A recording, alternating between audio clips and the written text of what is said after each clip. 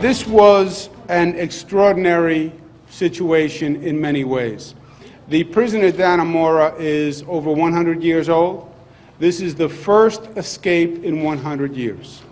And if you were writing a movie plot, they would say that this was overdone.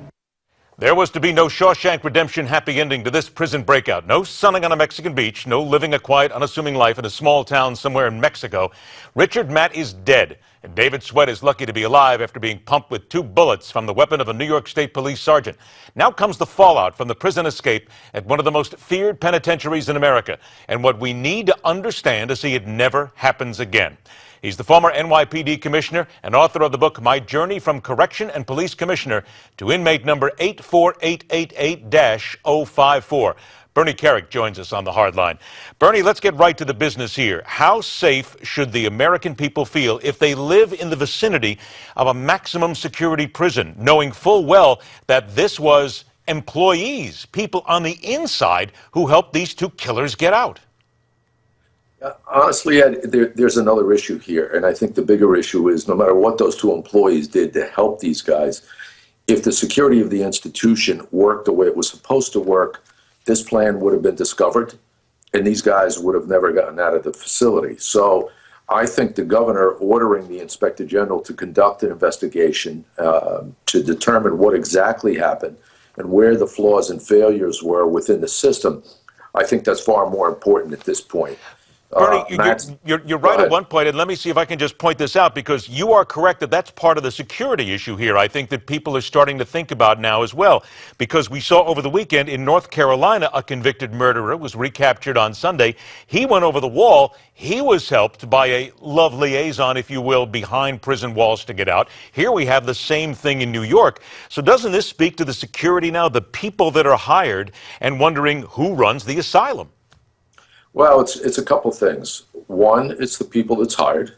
It's 2, what those people are doing when they're at work. In this case, in the Dannemora case, you had the seamstress supervisor that had some personal affair with either one or both of these guys. You had another CO that I don't think he intentionally did something wrong, but he did something wrong in believing in this woman or accepting this stuff that he gave these inmates.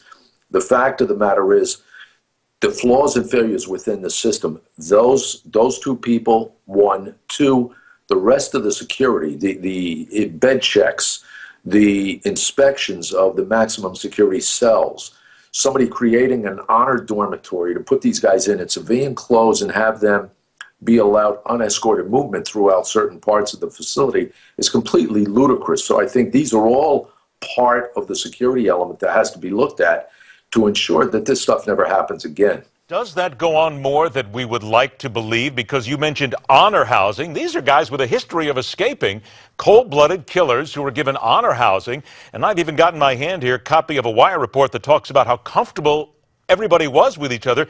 They used to call her, the woman who was involved with the inmate, his boo. I mean, come on, Bernie, this is getting out of control here almost. And it tells us that honor housing, are you serious? Don't we just lock these guys away and throw away the key? Yeah, I mean, I cannot, for the life of me, look, I ran Rikers Island for 6 years, and I had every classification from minimum security to max and super max. I don't get the whole honor dorm thing. I don't get the unrestricted or the movement that they had. Civilian clothes. Nobody searched those cells for probably weeks to months that allowed them dig from one cell to another, then into the pipe chase, and do these practice runs back and forth out to the manhole cover. So there's a whole bunch of stuff that the Inspector General has to look for. But I will say this, Ed, on a national scale, our prisons and jails are far more secure than people could imagine. And I give a lot of credit to the men and women that man those gates of those jails and prisons, because it's an enormously dangerous job. It's a difficult task. And 99% of the people that's watching the show right now, they'd never want to do that job. It is an enormously dangerous job, but at the same breath, does this, what happened in upstate New York and what I just mentioned in North Carolina, Bernie, does this then call for a national referendum to re-examine our prisons, to re-examine the people that work there? Hey, 99% of them are probably excellent employees who work under tough conditions, but it's that 1% here that let 2 killers out that could have killed somebody else. So we need to hammer down on these employees and make sure they're all toeing the line, and they're not allowing these guys to have sex, get frozen raw hamburger meat, whatever they need, cook their own foods. It's ridiculous. Well, I think what's going to happen, in addition to this, the Inspector General conducting an investigation at Dannemora or the policies therein, I think the whole New York State correctional system is going to be looked at as a whole. And look, every warden of every facility at this point is looking at what happened there and saying, okay, could something like that happen here? And they're going to go back over their employees, back over the relationships between officers and employees and inmates. They're going to be looking at all kinds of things within their own system. So, and that may happen on a national scale, that given that we've had 2 of these incidents within a matter of 3 weeks. He's apparently already told them that they wanted to go to Mexico. I got about 20 seconds left. Do you think he'll roll over then on his accomplices? It depends on whether he talks. Look, there's nothing they can give him. He's going to special housing probably for the rest of his life. There's not much they can do for him, no benefit to him that he can get out of this. I don't know if he's going to talk or not. He may, but he may not. Here comes the next part of the story as well. Reminder once again that Bernie's book is From Jailer to Jailed, My Journey from Correction and Police Commissioner to Inmate 84888-054. He brings us a special look at what goes on behind those walls from both perspectives. Bernie, always a pleasure, my friend. Thanks so much for joining us.